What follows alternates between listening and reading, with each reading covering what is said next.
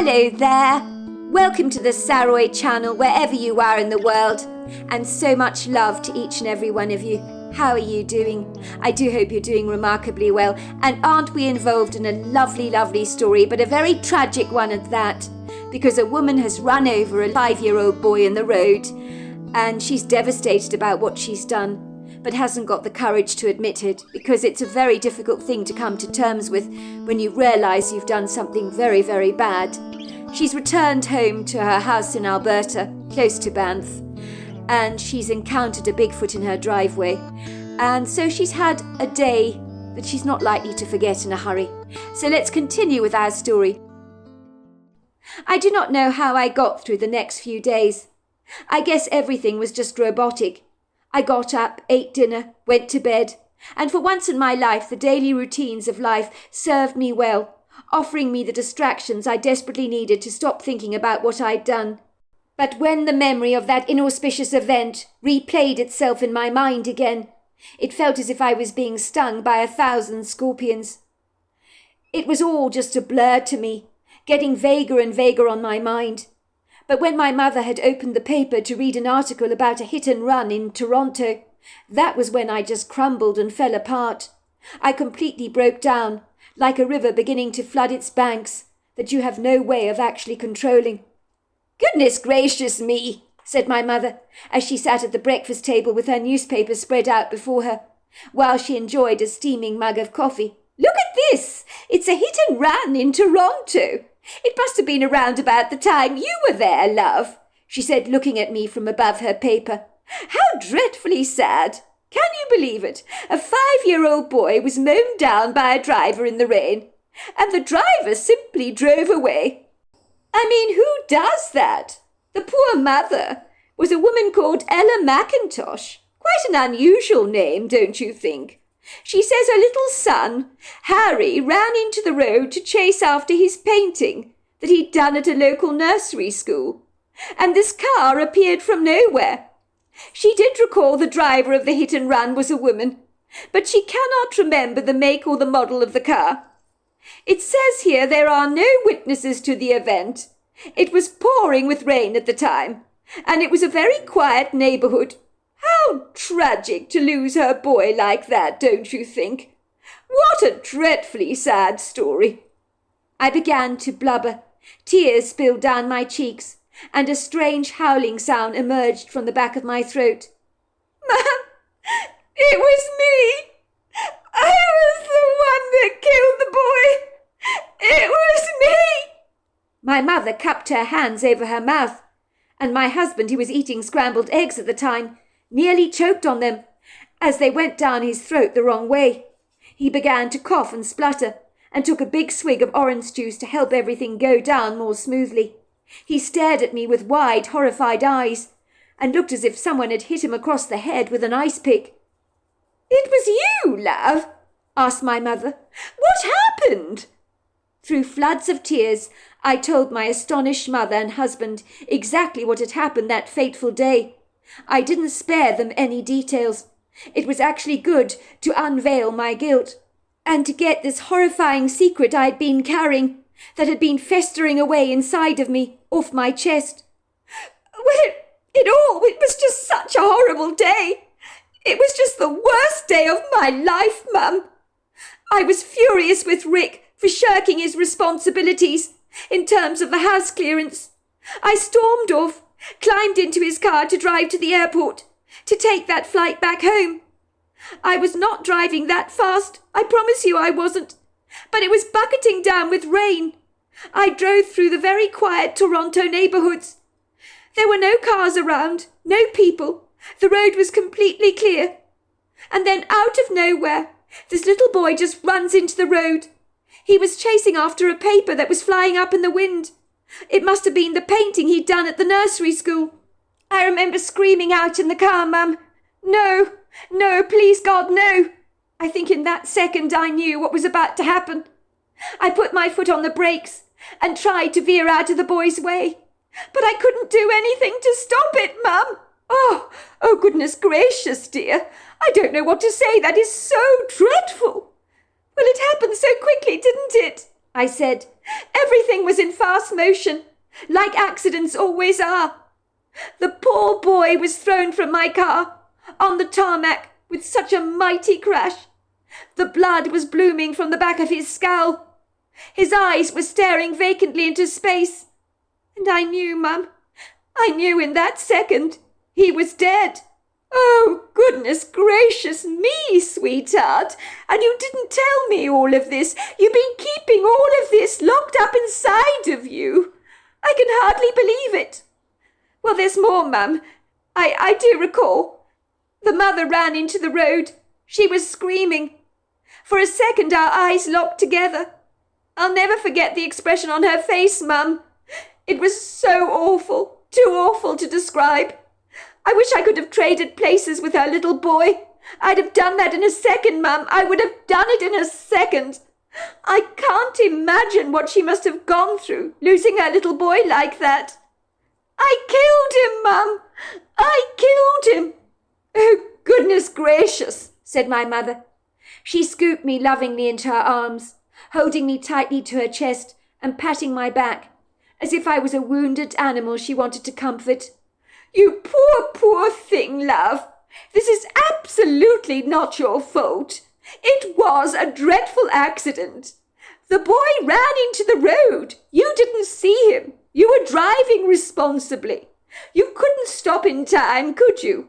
It's like when a deer runs into the road. How many people have killed a deer that has run out into the road? More people than you can ever imagine. But they can wash that away as if it never ever happened to them. But if it had been a child, it would have been a very different story for them. And how would they have felt? They may have dashed away just like you did. In your case, it was a little boy, which of course makes it a zillion times worse. You poor, poor thing. I feel more sorry for you than the little boy, because you have to live with this. I knew something was off when you came back that night. You looked so dreadfully broken. My husband was staring at me, as if he didn't know who I was, as if in some way I was an alien species that he'd only just realized was actually his wife. He practically growled at me furiously. Why the hell didn't you get out of your car to help that poor woman, even if her boy was dead? Why would you just abandon her like that? I don't know. I was so scared. I was so frightened. I knew he was dead. It doesn't matter how scared you were. You can't just abandon your responsibilities like that. You should have helped and supported that mother, called the emergency services. Instead, you just swanned off. It's atrocious behaviour on your part. And you, of all people, with the most loving heart I know, and caring disposition, why would you do a thing like that? Do I even know the woman I married? Or is she an imposter? Adam, my mother growled at my husband. The boy was dead, for goodness sake. He was beyond help. What could my daughter do? Can you imagine how terrified she must have been? Terrified out of her wits. How would you feel if that happened to you? I'd get out of the car. I would be a responsible citizen. I would see what I could do to help the grieving woman. I would have faced up to the consequences of my actions, not run away from them like a coward. Would you, Adam? Would you really? Said my mother, rolling her eyes in exasperation. Bully for you, Adam. Bully for you, she said, clapping her hands in an exasperated sarcasm. It's so easy for us to pass judgment on Alicia here, isn't it? To condemn her, or anyone else for that matter, for their actions, when we don't know what emotional turmoil she was going through at the time. You were not there, Adam. You don't know how you would really react in the same set of circumstances. None of us do, even if we think we would do the right thing. In that moment, Adam, no one knows what anybody would really do. Can you imagine for a second realizing that you are responsible for killing a little boy? I cannot blame my daughter for running away like she did. She must have been absolutely terrified. That's all I can say. Tears were pooling down my face. I've got to go to the police, haven't I? Confess what's happened. I'm having nightmares about this whole thing. Sometimes I can't sleep. I do need to get this off my chest. I feel so awful for what I did. I can't possibly forgive myself for this. I wish to God I could trade places with that poor little boy. But I can't. He's dead. I really have to go to the police, to take ownership of all this, to apologise to the mother for driving off. Adam is absolutely right. I'm such a coward. Sweetheart, how is going to the police going to make you feel any better? Believe me, it'll make you feel 1,000 times worse. It'll be like rubbing salt into the wound, and you will receive judgment from every place, believe me. People will believe the worst in you, and I'm not going to have anybody talk badly about you. Do you understand that? But I need to be accountable for what I've done. At least it'll make me feel less like a monster. Sweetheart, listen to me. You are not a monster. This whole thing was a dreadful, dreadful accident.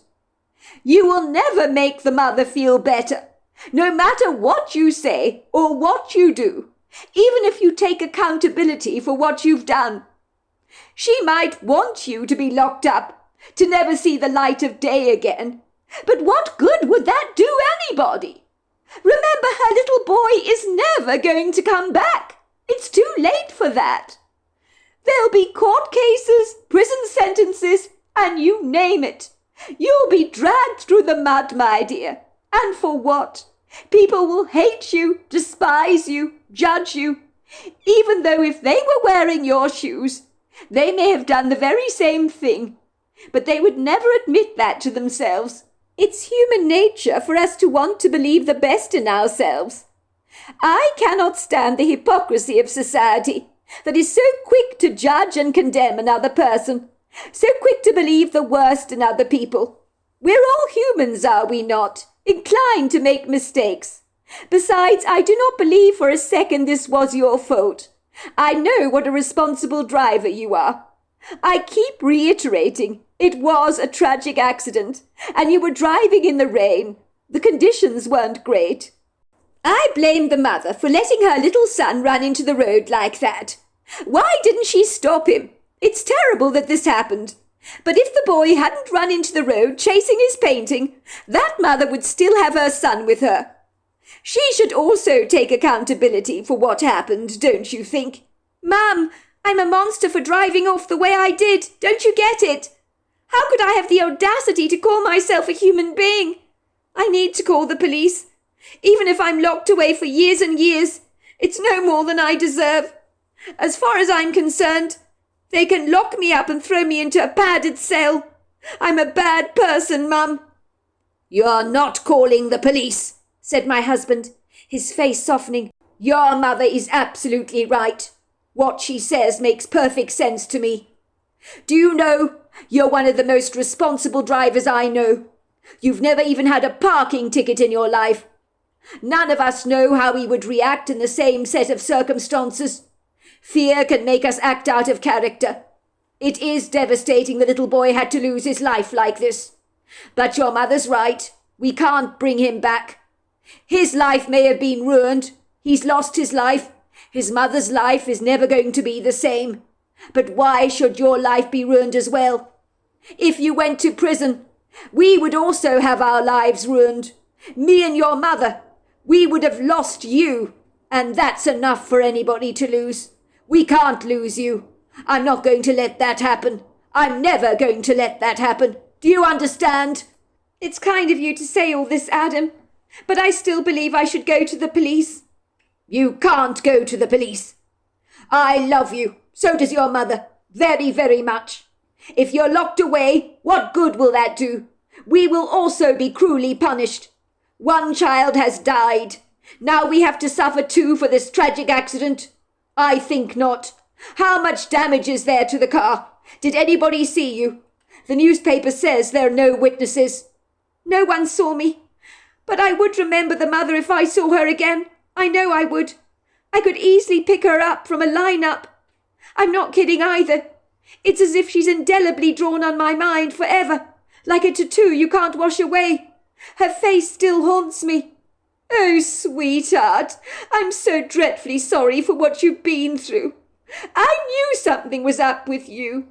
You've lost your sparkle and ebullience. You seem to always have this far-away, rather tragic look in your eyes. I knew you were grievously distressed about something. We can get through this, love. I know we can. And if you have to have counselling, we'll go through that path as well. We'll do anything we can to help you. I'm not sure I can forgive myself for this, Mum. I did something so dreadful. How can I live with myself? You're not going to the police, said my husband. You want to ruin our lives as well, do you? I'm not going anywhere. I'm too much of a coward to take ownership of this. It's easier to pretend it never happened. Otherwise, it's too hard to live with myself. Then that's what we're going to do, said my mother resolutely. We're going to pretend that none of this happened and move on with our lives. Put this whole thing behind us. 2 months later. You're not going to believe it, said my mother. There's a lovely lady, I believe, that's moved into Barry's cabin next door. Auntie Barry got in contact with me the other day to let me know that somebody would be making use of the cabin's facilities for a while. The place has been empty for such a long time. Apparently the lady that's moved into the cabin, her name is Ella McIntosh. She's from Toronto. She's a very nice lady. I popped over there myself to see her and invited her over for dinner tonight. I hope you don't mind, but she is our new neighbour. It seemed like the right thing to do. Apparently she's here for an extended break. I gather from Angie that she's a little emotionally fragile, had some family trauma of some kind. Hearing the name Ella McIntosh made my face drain of all its colour. Was this some kind of warped joke?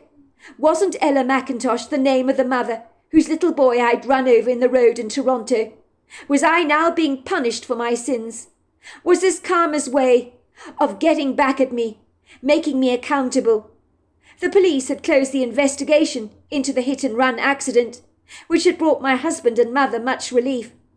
So Ella McIntosh had moved into the cabin next door to us. She must be the same lady whose son I had mown down. It didn't bear thinking about. I was almost 100% certain of this preposterous fact. What were the slim chances of this woman actually moving next door to us?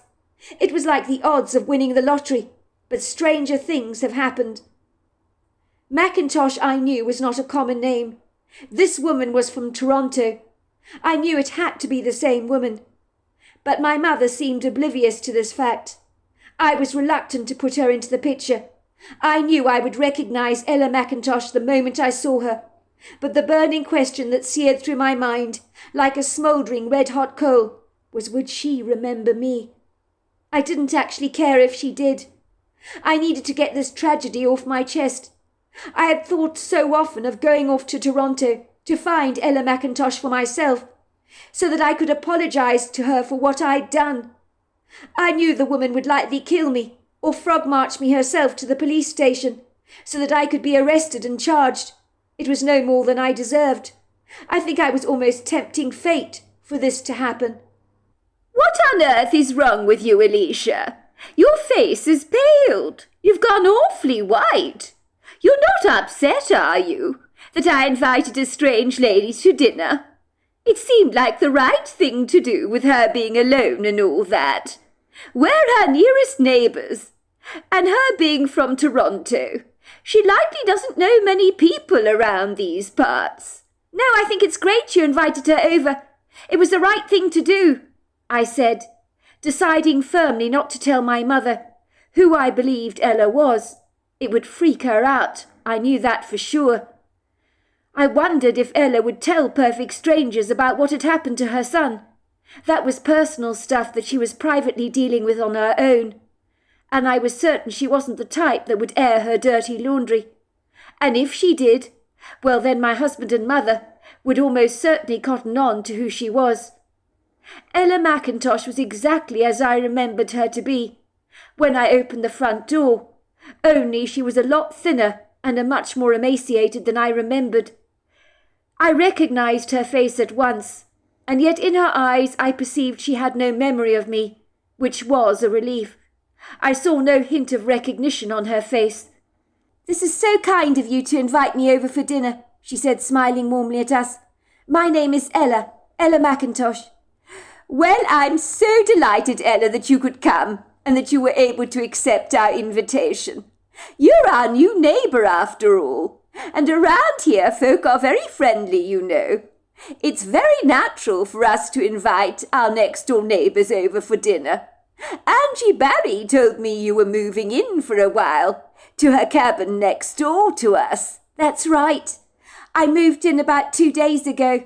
It's so lovely." "It's beautiful. The cabin's been empty for such a long time, and it's such a pretty place. So I'm very glad it's finally occupied. I was actually going to suggest to the Barrys that they let the place out.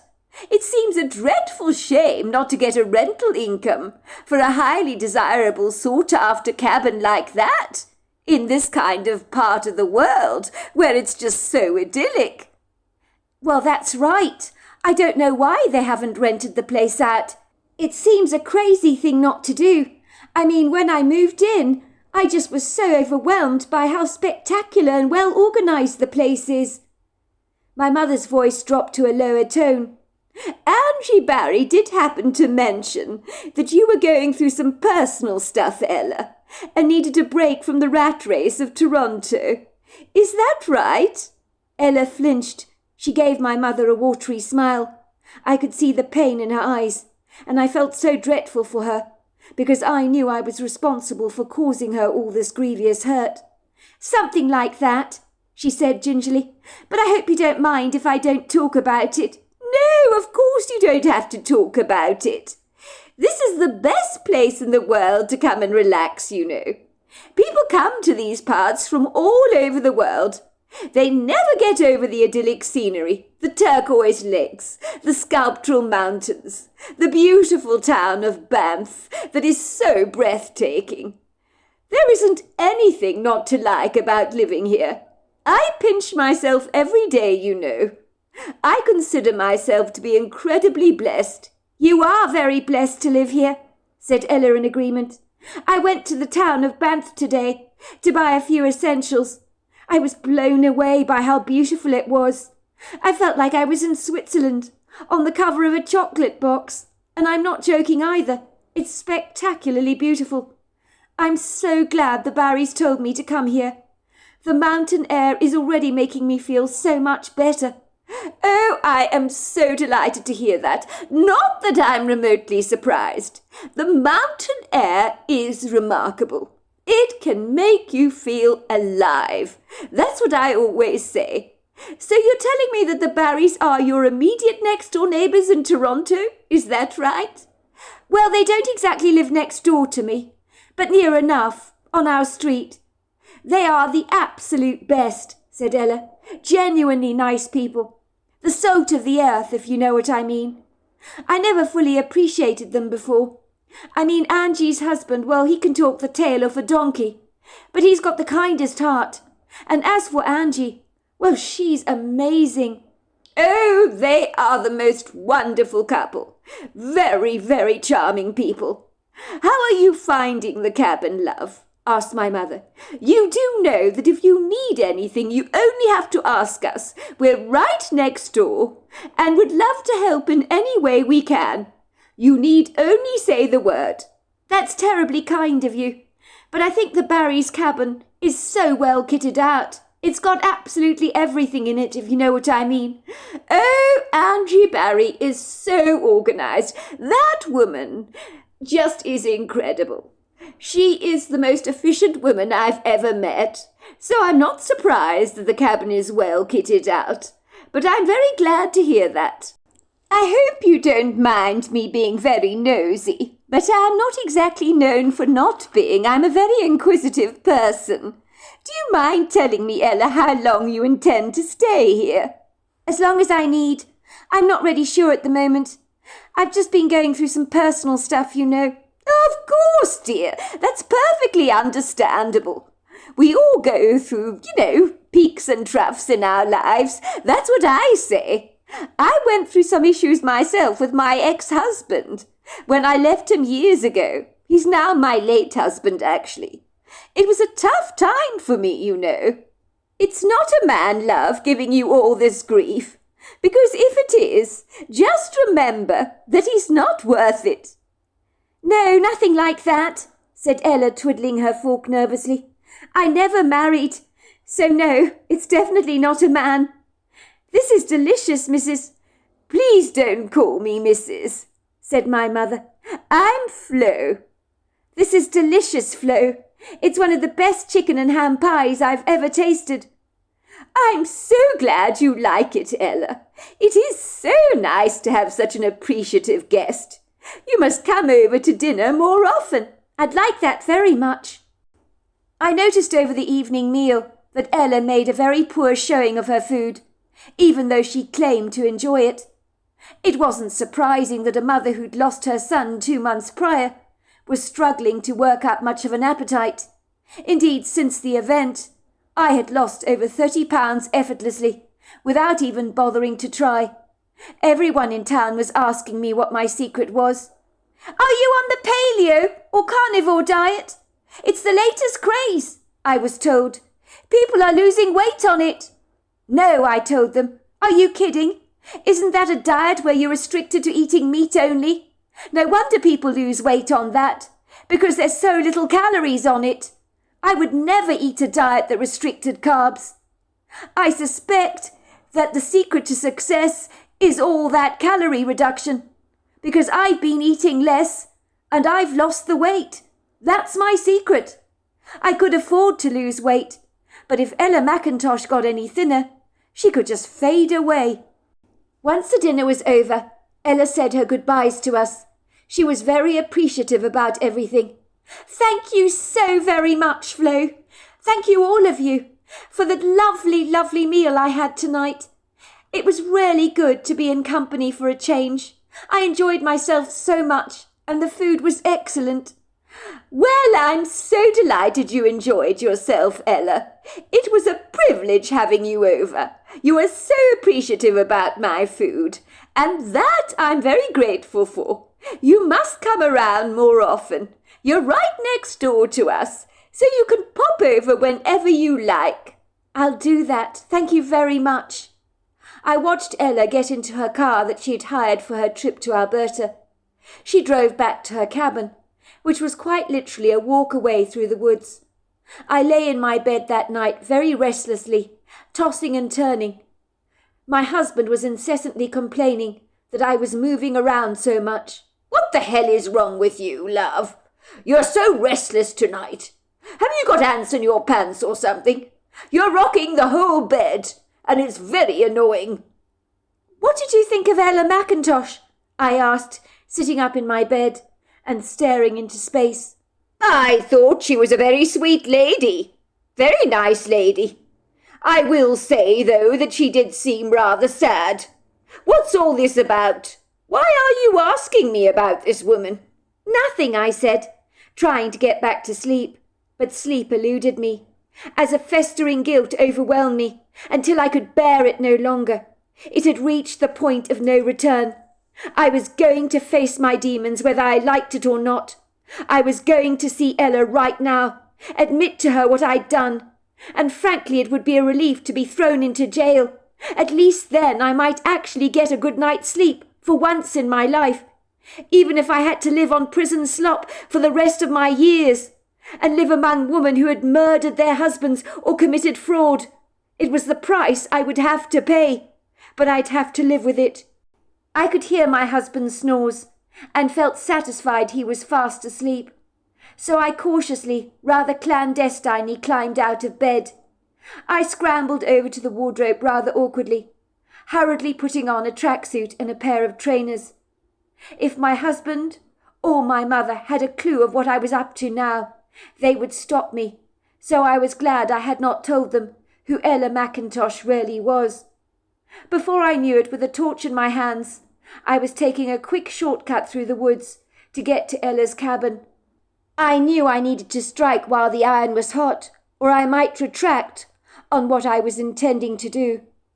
I had never been comfortable about ambitiously taking walks in the dark, especially through the woodgrove. But when you don't really care what happens to you, it's amazing how your fear just abandons you. My resolute determination seemed more powerful than the torchlight that I was using to help me make my way through the trees. It was incredibly dark, so much so that I could barely see my hand before my face. I was trembling rather nervously as I meandered down the footpath, losing my footing from time to time when I tripped over burgeoning roots and creepers that trespassed across the earthen floor. I was cursing under my breath, annoyed that I kept tripping over and falling, but I was determined to go on with this mission. I was driven by an inward power beyond my comprehension, and that was when I heard the strange whistling. I stopped short in my track. I wondered who would be whistling in the woods at this time of night. It seemed oddly bizarre. I had heard whistles before during the day, of course I had, but I put those down to bird calls. But at night, the whistling seemed very out of place. Moments later, I heard swift movements, ponderous feet shuffling towards me, and then I saw the Bigfoot again, the one that I'd encountered on my return journey home that night in the car, the one that had blocked the driveway and welcomed me back home. What were the chances of running into the elusive creature again like this? You would have thought I would have felt vulnerable and afraid, being in the presence of such a mighty, powerful creature, but I didn't even flinch, as his presence was so benevolent. The Bigfoot stopped whistling almost at once. His bright yellow eyes bored into mine, and then the Bigfoot spoke to me in a curious language. I didn't understand what he was saying, but his words miraculously translated themselves into English. Ha minalakwa, ho tilasinato, ikani salabani, ho shaki salinoa, imani saki tonafo. It is good to see you again, but you need to abandon this dark energy that consumes you, or it will eat you alive. You are like the lady staying in the cabin. You need to let it go. Both of you do. It is bad for your health. It needs to be disposed of. I didn't say anything, but stared at the Bigfoot incredulously. How could he know this about me? How could he know that I had such dark energy, that I was carrying it around with me wherever I went, and that he could read Ella McIntosh's energy as well? Akitalakwana, ha pita. Do you want to go to see the lady in the cabin? I nodded. Yes, I do. That's where I'm going now. Well, I will take you there. Hilatinaka, himotolasha. Follow me, because you will get lost if you don't. The Bigfoot led me through the woodgrove, and then he just turned around and glided away and was gone from my sight. When I reached the cabin door, I knocked on it very gently, but the door flew wide open. Ella McIntosh was standing there in the doorway. I knew you were coming. Isn't that funny? I just had a feeling about it. You knew? I asked, looking confounded. Do you even know who I am, Ella? Yes, I do.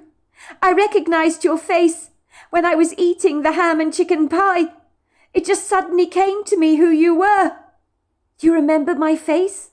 She nodded. Tears spilled down her cheeks. You must hate me, absolutely hate me. If I were you, I would hate me. Driving off like I did. I don't know what to say. I'm so sorry. I'm so sorry, Ella. The next thing that happened was we ran into each other's arms and began to sob. We cried for what seemed like an age, and then Ella invited me into the cabin and prepared a hot chocolate for me. He was such a special boy, Harry, she said. I miss him every single day. But I'm relieved he died the way he did. It would have been 1,000 times worse if he'd suffered in any way, if you know what I mean. But I'm not angry with you for what happened. It was a tragic accident. You're not angry? I asked, looking at her aghast. Don't you want to call the police on me? Have me arrested? It's no more than I deserve. That's what you should do, you know." She shook her head vigorously. "Absolutely not. What good would that do? Why would locking you up in prison make me feel any better? It would make me feel 1,000 times worse, let me tell you. It's not going to bring Harry back. And besides, it really was an accident. And you weren't driving fast. You were driving responsibly. Harry was holding my hand. He then let go of it and then just ran into the road like a bat out of hell.